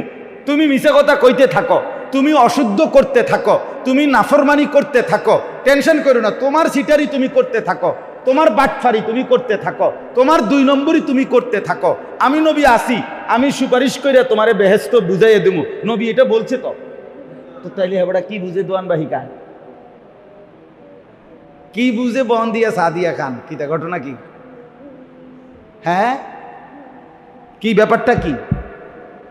মানুষে না দেখের আপনি নামাজ পড়েন, আপনার মনে না আপনি একটা সান্ত্বনা নিলেন আর আপনি নামাজ পড়েন, কিন্তু আপনার যদি তাব্বাতিয়াদা ভুল হয়, কুল হুয়াল্লাহু আহাদ ভুল হয়, রুকুর তাসবিহ সাজদার তাসবিহ ভুল হয়, আত্তাহিয়াতু ভুল হয়, দোয়ায়ে কুনুত ভুল হয়, তো আপনার নামাজ কি হইল? বলেন না, কি হইল নামাজ? শব্দটা হলো সুবহানাল্লাহ, হা বড় হা, এরপরে লাস্টে হলো হা ছোট হা, তাহলে শব্দ হলো সুবহানাল্লাহ। আপনি বলেন সুবহানাল্লাহ সুবহানাল্লাহ সুবহানাল্লাহ সুবহানাল্লাহ সুবহানাল্লাহ, কি তাইরি? কিচ্ছু না। আপনি বলেন সুবহানাল্লাহ সুবহানাল্লাহ সুবহানাল্লাহ, ফেরেশতা বলে হইছে না হইছে না হইছে না, কসম আল্লাহর। আপনি বলেন আলহামদুলিল্লাহ আলহামদুলিল্লাহ আলহামদুলিল্লাহ আলহামদুলিল্লাহ আলহামদুলিল্লাহ, ফেরেশতা বলে হইছে না হইছে না হইছে না, কিচ্ছু না কিচ্ছু না কিচ্ছু না।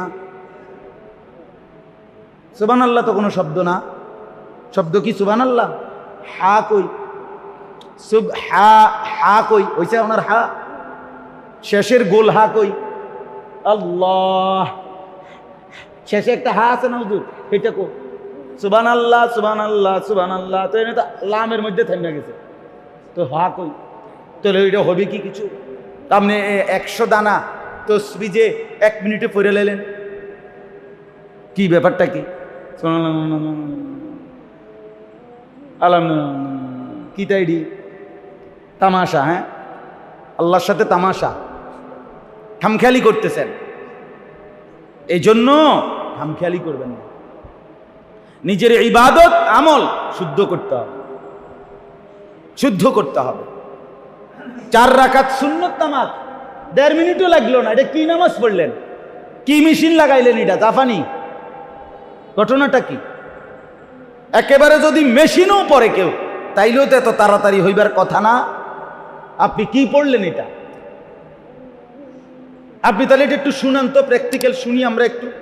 চাই আপনার 4 রাকাত সুন্নত আপনি কেমনে পড়েন, তখনই তো ধরা খাইবে। আপনি নুরানি মাদ্রাসার একটা বাচ্চা, আপনাকেও মাদ্রাসার, আপনাকেও কাবিলা বাজার নেসারিয়া হাফিজিয়া মাদ্রাসার একটা ছোট বাচ্চা ইন্টারভিউ লোক, এতে শুধু শুনবো। আপনার গো বাচ্চা, আপনার নাতি হোক, সে ইন্টারভিউ নোক, আপনি তার সামনে পড়েন 4 রাকাত নামাজ কেমনে 2 মিনিটে পড়েন, কেমনে 1 মিনিটে পড়েন? কি ঘটনাটা কি? 100 দানা তসবিহ 33 33 34 বার এত দ্রুত কিভাবে পড়েন? তামাশা তামাশা। বুঝ দাও না রে, কি একটা বুঝ দাও না রে। আমার একদিন একজনে বলছে, হুজুর 20 রাকাত তারাবি পড়ি আমরা, 13 ভাই না ফেরেশতাও। আমি বলছি চাচা মনে রাখেন, আমার নাম আনিস, হাসরের ময়দানে ফেরেশতাও আপনারে বলবো, চাচা আপনি 13 পাইছি না আমরা, আপনি কোন সময় পড়ছি এই জন্য লিখছি না, আমরা 13 পাইছি না। আপনি যেহেতু 13 পাইছেন না, ফেরেশতাও কি পাইছে না? 13 পাইছে না। আপনার এই অটো নামাজ, আপনার এই মেশিনের নামাজ, এটি ফেরেশতা 13 পাইছে না। কি ঘটনাটা কি? 20 রাকাত তারাবি পড়লেন, আপনি 13 পাইলেন না। আপনি কি নামাজটা পড়লেন? এটা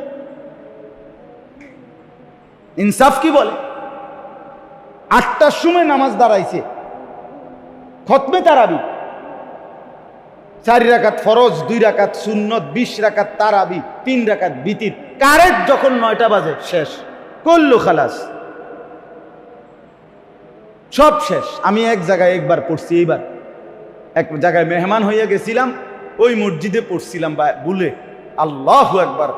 আমি মানে বুঝলাম যে এটা মানে ডাইরেক্ট মেশিন, ইনটেক মেশিন লাগাই, মানে জাপানিটা একটা ডাইরেক্ট একবার শুধু এই কোম্পানি মনে ফকির হইয়া গেছে এই মেশিন বানাইতে। এত দ্রুত কিভাবে পড়লো সে? পরে নামাজের পরে ওনারা আমার বলল, হুজুর আমগর একটু কথা বলবেন। আমি বললাম, হ্যাঁ আমি তো অপেক্ষায় আছি, একটু কইতাম আমনগরে কইতাম না তো কারে কোন।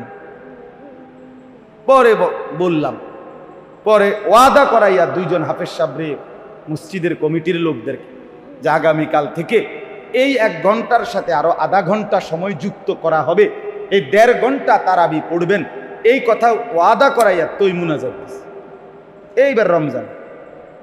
যাই হোক বাপ, আমার উত্তর হলো এই কথা বলা যে মেহেরবানি করে নিজের ইবাদত আমল বুড়ো বয়সের মুরব্বীরাও খামখেয়ালি করেন। আমার বাপ এখানে ভুলটা ঠিক করে নিলে কোনো শরম নাই, কোনো লস নাই। একজন আলেমের কাছে, একজন ইমামের কাছে, একজন মুয়াজ্জিনের কাছে, একজন হাফেজ সাহেবের কাছে ছোট হইলে যে একটু সংশোধনের জন্য এতে লজ্জার কিচ্ছু নাই। হাসরের ময়দানে যখন টাঙ্গাইয়া ফিটবো, কবরে যখন টাঙ্গাইয়া ফিটবো ফেরেশতা, তখনকার লজ্জা কিন্তু ঢাকবার আর জায়গা মিলবে না। এখন অহংকার করেন না। রাসূলুল্লাহ সাল্লাল্লাহু আলাইহি সাল্লাম বলেন, হক সত্যকে যে গ্রহণ করতে চায় না, বাতারুল হক, কসম নবীজি বলছে, সত্য সঠিক বিষয়কে যে গ্রহণ করতে চায় না সে অহংকার। নবীজি জিজ্ঞেস করছে নবীজিকে, ইয়া রাসূলুল্লাহ অহংকার কি? নবীজি বলছে 2 জিনিস। এক, বাতারুল হক, যা কিছু সঠিক, যা কিছু হক, যা সত্য, প্রয়োজনে 90 বছর পরে আপনি টের পাইছেন, অসুবিধা কি? এখন ঠিক করবেন, ডাক্তারামির কি দরকার? কথা বোঝেন নাই আমার? না যে এত বছর ধরে কইয়া আইছি মিয়া, হঠাৎ করে একটা কথা কইলে হইব না। হঠাৎ করে ভুল সংশোধন শুধরানো, ভুল আপনার ধরা খাইতেই পারে, হঠাৎ করে ভুল আপনার নিজের মধ্যে থাকতেই পারে। আমি একবার এক জায়গায় বিয়ে পড়াইছি, সুন্নত তরিকার বিয়ে।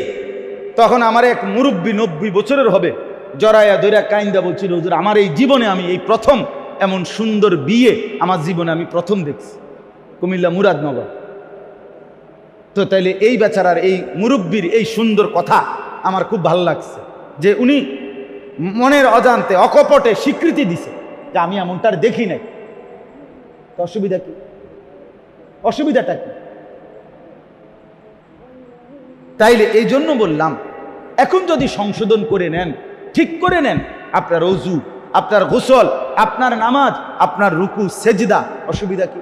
আমি তো গত বছরও আমার খুলনার হজরত আমাদের এই অঞ্চলে আসে সবসময়, আমাদের খুলনার হজরত মাওলানা মুফতি নুরুল আমিন সাহেব দামাত বারাকাতুহুমুল আলিয়া, গত বছরও আমি আমার বাসায় হজরত ছিলেন, রাতের 1:30-2টা বাজে হজরত, আমি নিজে একা আমার বাসায় রাত্রে হজরতকে বলছি, হজরত আমার 2 রাকাত নামাজ, আমার রুকু সেজদা আমি এটা দেখাই হজরত, আমার এটা কোনটা কোনটা হয় কিনা।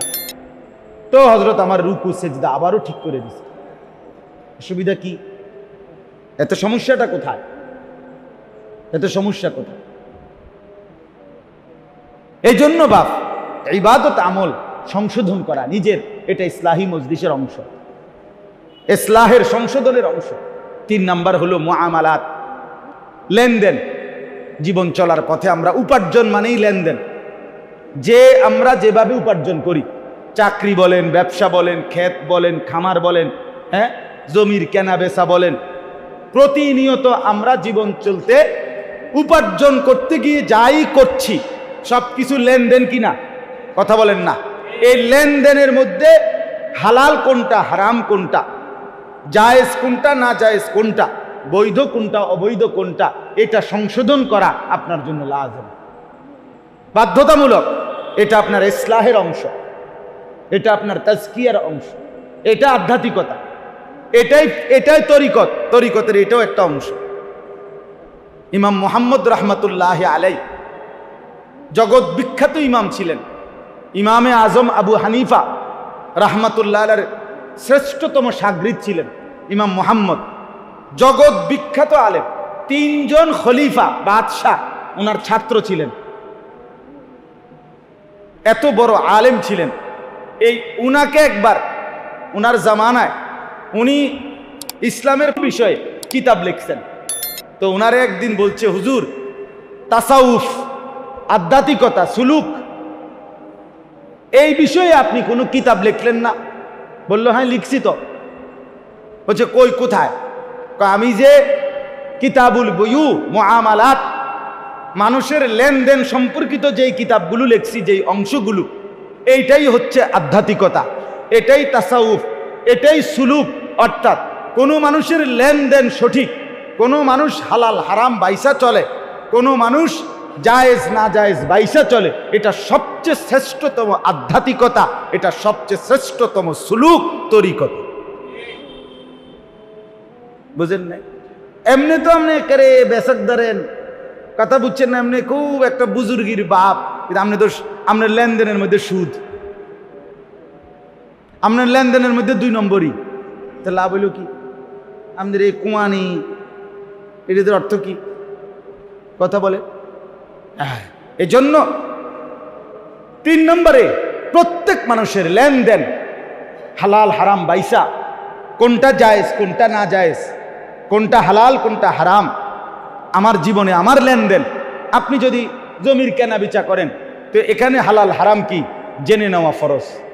আপনি যেই ব্যবসা, যেই চাকরি, যেই কামাই করেন, সবই না জানেন, আপনি যেই দোকানদারিটা করেন, এখানে হালাল হারাম কি কি এটা জেনে নেওয়া আপনার জন্য ফরজ। ফরজ যে হুজুর আমার দোকানের মাল এই, আমারে কোম্পানি দেয় এমনে, আমার থেকে টাকা নেয় এভাবে, আমি এই কথাটা আমার কোনটা হালাল কোনটা হারাম, আমারে যে বদনার লগে বালতি দেয়, বালতির লগে বদনা দেয়, বোঝেন না কথাটা? আমারে লোডার লগে বদনা দেয় ফ্রি, তো এটা হালাল না হারাম এটা জানার কোনো নিয়ম নাই না, এমনি কোম্পানি যেটা দেয় দেয়। কথা বলেন না কেন? আব্দুল সালাম ভাই কর না কেন? মানে দিন, আপনার ব্যবসা, আপনার যেটুকু, এটুকুর মধ্যে হালাল হারাম জেনে নেওয়া, এটা আপনার জন্য ফরজে আইন। ফরজে আইন। জমির লেনদেন, এই যে আমাদের সমাজে অহরহ আপনার বন্ধকের যেই নিয়মটা চলে আমাদের সমাজে, কোনো গুনাহ 1000 বছরও যদি চলে, তারপরও গুনাহ গুনাই, হারাম হারামই। এই যে আমাদের দেশে যে 20 শতক 30 শতক জায়গা আমি আপনারে দিলাম, আপনি আমারে 50,000 টাকা কি দিছেন, এর নিয়ম কি? বন্ধকের নিয়ম হইল, আমাদের দেশের নিয়ম হইল, যতদিন পর্যন্ত আমি এই টাকা শোধ করতে না পারবো, ততদিন পর্যন্ত ওই বেটা জমি এটা কি করে, চাষাবাদ করে ভোগ করে। এটা 100 হারাম, 100 হারাম, 100 হারাম, হারাম হারাম হারাম, এটা হারাম বেটা। এটার থেকে যে টাকাটা কামাই খায়, হারাম খায়, শতভাগ হারাম। আপনি যদি বলেন ওমা এই কথা তো আর শুনছিলেন না, আপনি শুনছেন, এটা আমার দোষ নেই, আপনি শুনছেন না কেন? আপনি জিজ্ঞাসেন নি? কথা বলেন না কেন? আপনি জিজ্ঞাসা করছিলেন নি যে হুজুর আমি যে জমির এই লেনদেন করব, একজন মুফতি সাহেবের কাছে, আলেমের কাছে জিজ্ঞাসিলেন? যদি বলেন না জিজ্ঞাসি, উনি আমারে হালাল কইছে, তো হে হুজুর রে এখন না আমরা কোন, তার বিচার আমরা মিল্লা করুন। সেই হে হুজুর কেডা? ফয়েজ ভাই নাকি? বলেন, জিজ্ঞাসাই তো করেন না। আর রাখো হুজুরের কথা ধরলে চলতো না, সব কথা হুজুরের ধরে ফাটতা না। আরে আপনি পণ্ডিত মাতবরি, হ্যাঁ? জিন্দিগি মানে চা দোকান, জীবন মানে বন বিড়ি, এই কদ্দুরে খাইয়া দাইয়া যাপ জীবন কাটাইলাম, এটাই জীবন? এই ভাত মাছ চাল ডাল পাঙ্গাস তেলাফিয়া, এই জীবন? আস্তাগফিরুল্লাহ। কবর, আখিরাত, পরকাল, এরপরে গাছের ফল এখনো পরিপক্ক হয় নাই, বেচা লাইলেন কারে জিগায়া? পুকুরের মাছ আপনি দেখেনও নাই, আপনার কোনো আন্দাজও নাই, আপনি কি সবটা মাইপা কেমনে হালাল ব্যবসা পন্থায় বেচা কিনা করতে হয় সম্পূর্ণ আন্দাজের উপরে বিক্রি করে ফেললেন। তো এটা হালাল হলো না হারাম হলো জিজ্ঞেস করছিলেন? এর কি কোনো মাসালা নাই? এটার কি কোনো নিয়ম নাই? এই জন্য বাপ, মুআমালা 3 নাম্বার, লেনদেন সংশোধন করা চাই, ঠিক করতে হবে লেনদেন। 4 নাম্বার, মুআশারাত, পারস্পরিক আচরণ। আমি একজন মানুষ, এই আমার সাথে এই পৃথিবীর যত মানুষ, কেউ আমার মা বাবা, কেউ আমার দাদা নানা, কেউ আমার স্ত্রী, কেউ আমার ছেলে মেয়ে, কেউ আমার ভাই বোন, কেউ আমার চাচা দাদা, কেউ আমার মামা ফুফা, কেউ আমার বন্ধু, কেউ আমার প্রতিবেশী, কেউ আমার পার্টনার, কেউ আমার সাথে একলগে সফরে গেছি, ইত্যাদি ইত্যাদি। এই পৃথিবীর প্রত্যেক মানুষের সাথে আমার যেই সম্পর্ক, এই প্রত্যেকের সাথে কার সাথে আমার আচরণ কি হবে এটা জানা শরীয়ত থেকে, দিন থেকে, এটা আমাদের জন্য ফরজ, দায়িত্ব, এবং সেই আলোকে আচরণ সংশোধন করা এটা আমাদের ইসলাহ সংশোধনের অংশ। আমার মা আমার তার অধিকার আমার কাছে কদ্দুর, আমার এটা জানা দরকার। আমার স্ত্রী তার অধিকার আমার কাছে কদ্দুর। আপনি যে আপন স্বাস্থ্য ভাই, আপনার আপন ভাতিজা, আপন ভাই, তারে এই পরশুদিনও আমি এক জায়গায় মাহফিলে গেছি, চেয়ারম্যান সাহেব বক্তব্য দিছে আমার বয়ানের পরে মুনাজাতের আগটাই, উনি বলতেছেন আফসুস করে আপন ভাই, রক্তের ভাই, এই বেচারার ঘরের পাশ দিয়া শুধুমাত্র মানে এক হাত জায়গা যদি দেয়, ওই পিছনের ভাইয়ের রাস্তা বাইর হইতে পারে, রাস্তা দিয়ে বাইর হইতে পারে, এ দেয় না, দিত না, হেরে দিত না জায়গায়, এ এক হাত জায়গা ছেড়ে দিবে না। প্রয়োজনে 30 বছর এটা লইয়া মামলা করবো, কিন্তু এটা দিত না।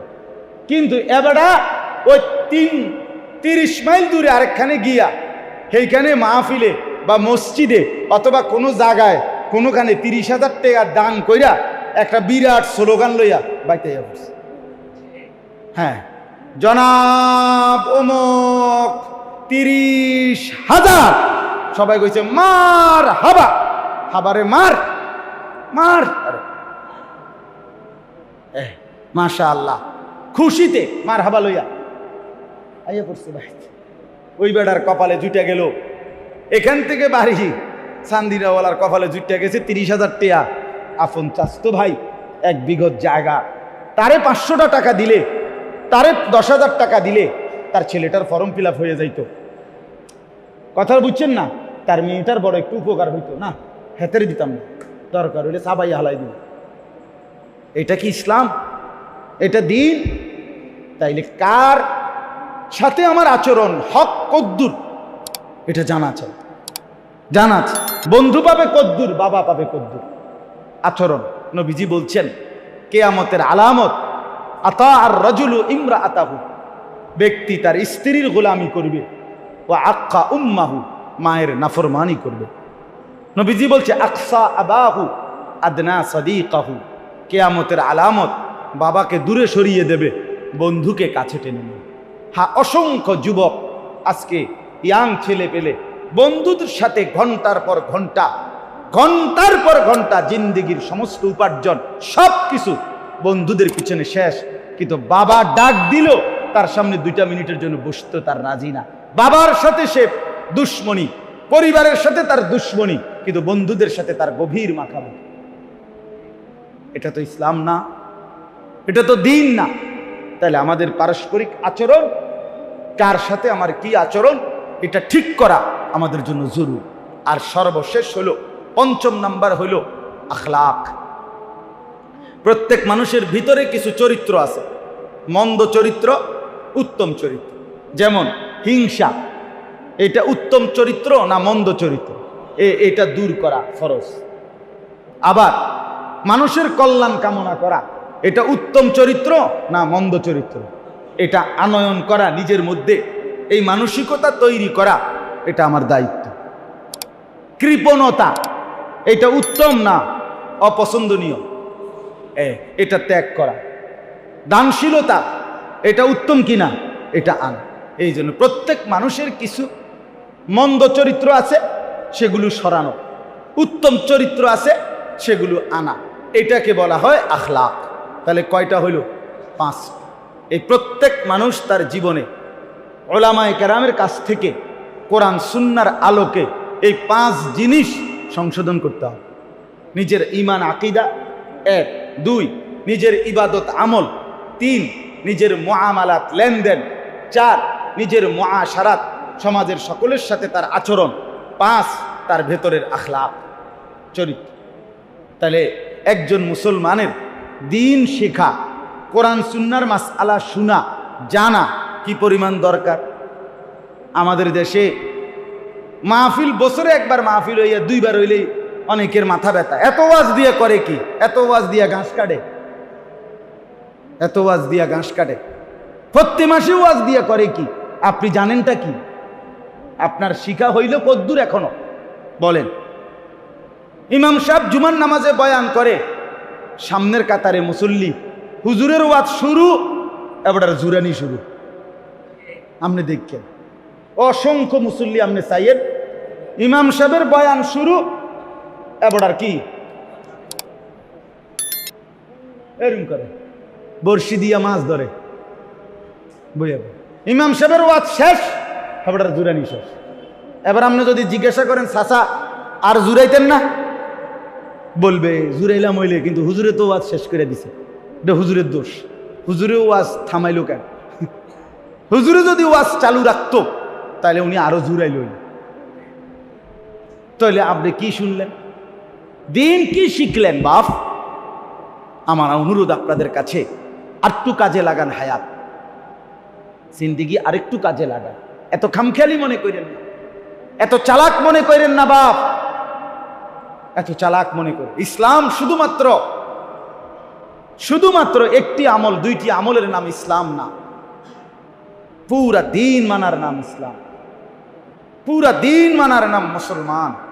আখিরাতে রব্বুল আলামিনের কাছে পুরা দিন বুঝাই দিত, ঘন্টা মিনিট সেকেন্ড হায়াতের বুঝাই দিত। আল্লাহ তাআলা কোরআনে বলছেন, ফালা তাজলিমু ফীহিন্না আনফুসাকুম। বান্দা, মাস আমার, বছর আমার, সপ্তাহ আমার, দিন আমার, ঘন্টা আমার, সেকেন্ড আমার, মিনিট আমার, আমার দেওয়া সময়ে নিজের উপরে গুনাহ করে নিজের উপরে জুলুম করো না, নিজেরে বরবাদ করো না। আমি বান্দা সময় দিছি লম্বা, হায়াত দিছি লম্বা, কিন্তু আমি কসম বান্দা, আমি কিন্তু ছেড়ে দেব না। আমার সেকেন্ড, প্রতি সেকেন্ডের হিসাব আমি নেব, প্রতি মিনিটের হিসাব আমি নেব। আমার এই হিসাব দিতেই হবে। তুমি এটা তামসা মনে করো, বিকালবেলা এটা ফালতু টাইম, রাত্রেবেলা ভাত খাইবার পরে এটা বেহুদা টাইম। আপনি বইয়ে বইয়ে মোবাইল টিপবেন আর বেডি চাইবেন আর নাচ গান দেখবেন, এই সময়ের কোনো দাম নাই। এটা আপনার আব্বার সময়, হ্যাঁ সময়, এটা আপনার আব্বার, এটা আপনার দাদার সময়। সময় কার? তো আপনাকে জবাব দিতে হবে না? এই আয়াতটা শুনেন এইবার, তাইলেই আমার কথা শেষ। এই আয়াত আল্লাহ তাআলা বলেন, ওয়াহুয়াল্লাযী জাআলাল লাইলা ওয়ান নাহারা, তিনি আল্লাহ যিনি বানিয়ে থাকেন আল লাইলা ওয়ান নাহারা, রাত এবং দিন। তাহলে রাত এবং দিন কে বানান? আল্লাহ। তাহলে প্রতি মিনিট, প্রতি সেকেন্ড পরিবর্তন করে কে? ইউকাল্লিবুল্লাহুল লাইলা ওয়ান নাহার। আল্লাহ বলেন, আল্লাহই রাত এবং দিন পরিবর্তন করে থাকেন, পরিবর্তন করে থাকেন। আল্লাহ বলেন, তিনি আল্লাহ যিনি রাত এবং দিন বানান, খিলফাতান, কিরকম বানান? পর্যায়ক্রমে, ধারাবাহিক, বাই রোটেশন। একবার রাত একবার দিন, একবার রাত একবার দিন, একবার রাত একবার দিন। এর কোনো ব্যতিক্রম আছে?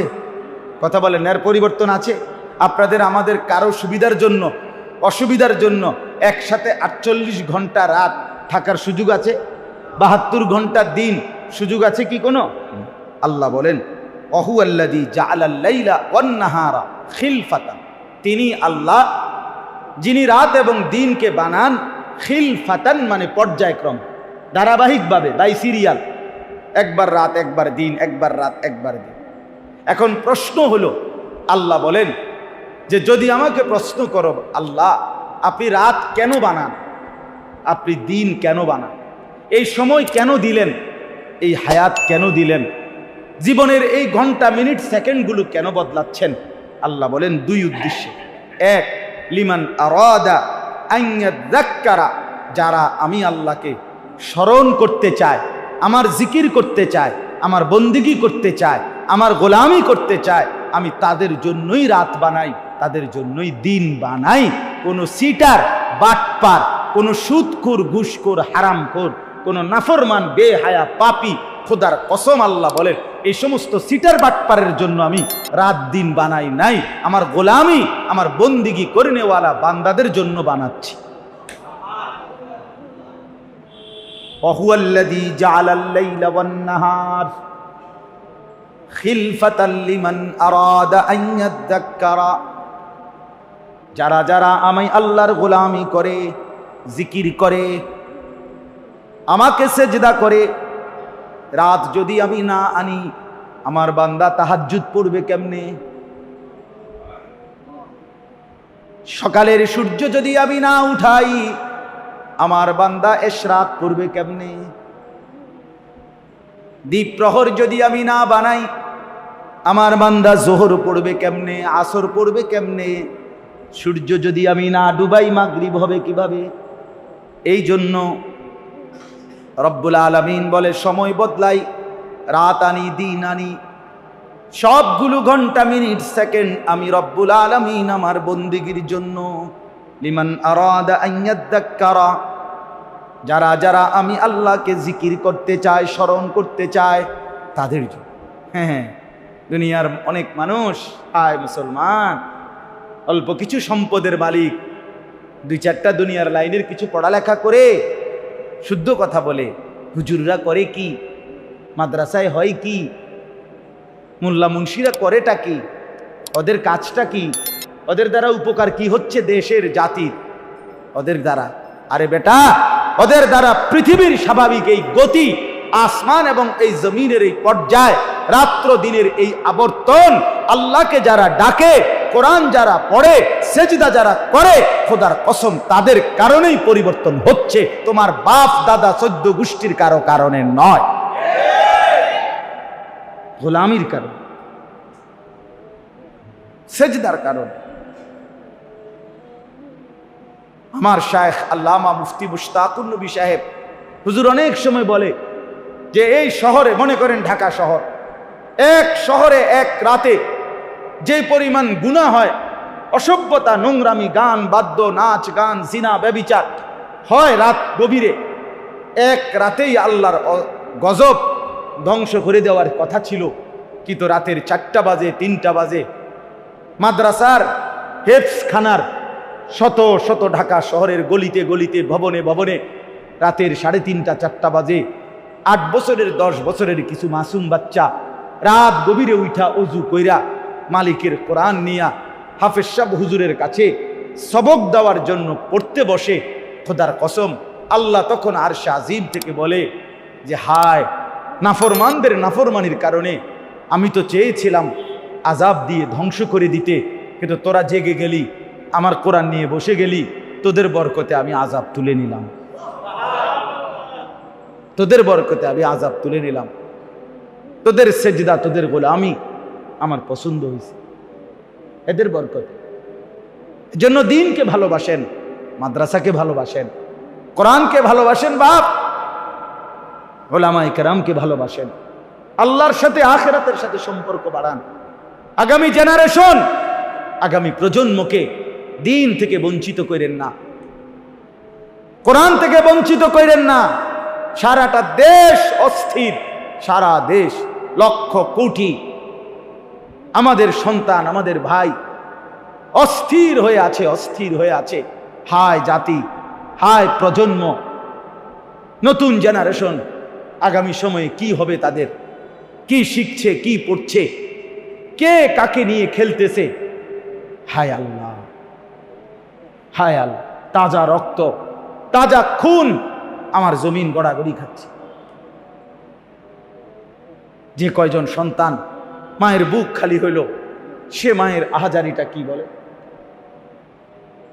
এই আজকে 2-3 দিন কি পরিমাণ গোলযোগ সারা দেশে চলতেছে। স্কুল, কলেজ, ইউনিভার্সিটির ছাত্র ভাইরা, এই জেনারেশন কে তাদেরকে ফিরাবে, কে বুঝাবে, কে কি বলছে, কি কি করছে।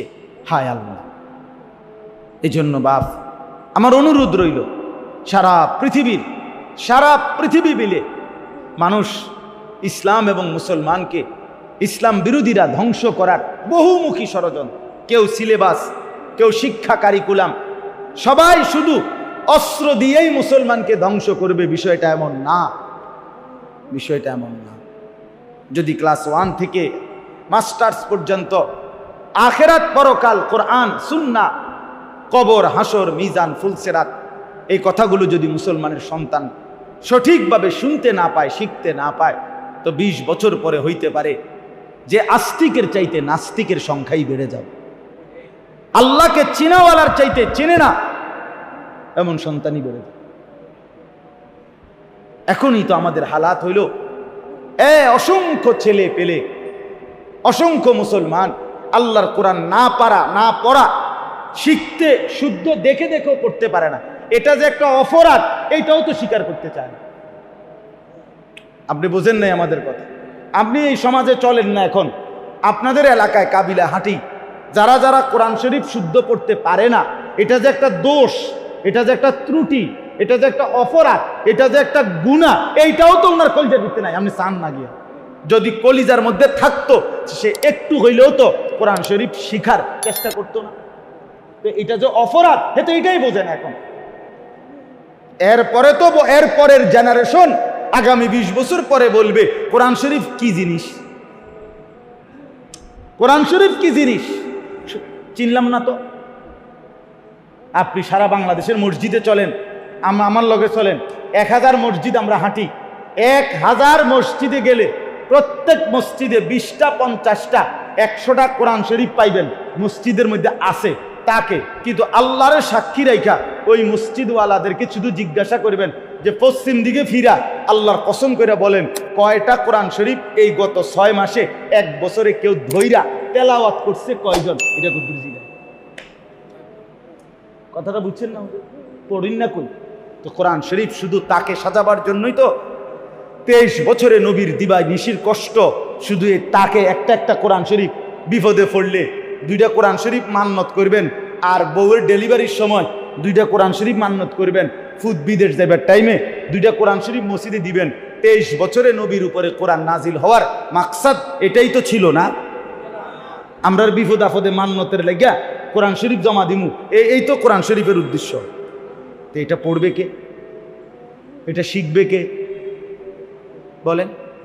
এখনো বাংলাদেশে আপনাদের অনেকের গায়ে সহে না, এত মাদ্রাসা ছোট ছোট এডি করে ডাকে। এখনো বাংলাদেশের সর্বোচ্চ 90 থেকে 1 লক্ষ মাদ্রাসা, আর কম পক্ষে আপনার 6 লাখের চাইতে বেশি জেনারেল শিক্ষা প্রতিষ্ঠান, আরো বেশি 98%, মাত্র 2 থেকে 3% সন্তান বাংলাদেশে ছেলে মেয়ে মাদ্রাসায় পড়ে, সরকারি কওমি দুনোটা মিল্লা। 97% সন্তান এখনো স্কুলগামী। তো খুব বেশি হয়ে গেছে না? কথা বলেন না কেন? মাদ্রাসা খুব বেশি হয়ে গেছে, মসজিদ বেশি হয়ে গেছে, হুজুর খুব বাইরে গেছে নাকি? তা হুজুরের যন্ত্রণায় আপনারা মরিয়া যেতেছেন নাকি? হ্যাঁ বলেন, কই এখনো আলেম, কই এখনো মাদ্রাসা কোথায়? এখনো কয়জন?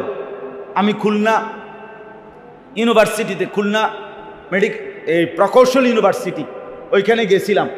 ওইখানের জমি, মানে খুলনা ইউনিভার্সিটির এই জমিটা 17 একর, 1700 শতক, 1 একর 100 শতক। বাংলাদেশের কয়টা মাদ্রাসা মিলাইলে, কয় হাজার মাদ্রাসা একসাথে জায়গা মিলাইলে, কাবিলা বাজারে যে নেসারিয়া মাদ্রাসার জমি মানে 1 একর তো নাকি 1000 শতক, তো কদ্দুর জায়গা 40 শতক জায়গা। তো তাহলে ওইখানে 17 একর জায়গা বাংলাদেশের একটা ইউনিভার্সিটি। তো ঢাকা ইউনিভার্সিটির জায়গা কদ্দুর, জাহাঙ্গীরনগর ইউনিভার্সিটির জায়গা কদ্দুর, চিটাগাং ইউনিভার্সিটির জায়গা কদ্দুর বলেন? কথাটা বুঝছেন কিনা? তাইলে এখনো মাদ্রাসাগুলো কি খুব বেশি জায়গা দখল করে নিয়েছে বাংলাদেশে? তো এই জন্য আপনাদের কাছে আমি অনুরোধ করলাম, মেহেরবানি করে বুঝতে শিখেন, দয়া করে আল্লাহর ওয়াস্তে এই কথাটা বুঝেন। এই রাত, এই দিন কাজে লাগাবেন, নিজের ঈমান, নিজের আমল, নিজের আখেরাত, নিজের পরকালের ফিকির আরেকটু বেশি, নিজের এবং স্ত্রী সন্তানের আরেকটু ফিকির বাড়াবেন। বলেন ইনশাআল্লাহ। শেষ শব্দ হইল আও আরাদা শুকুরা। আল্লাহ বলেন দ্বিতীয়ত, রাত এবং দিন আমি আল্লাহ যেই উদ্দেশ্যে বানাই, এই সময় বদলাই, এটার দ্বিতীয় উদ্দেশ্য হলো যারা যারা আমার নিয়ামত পেয়ে আমি আল্লাহর শুকর আদায় করতে চায়, তাদের শুকর আদায়ের জন্য আমি আল্লাহ রাত্র এবং দিন বানিয়ে থাকি।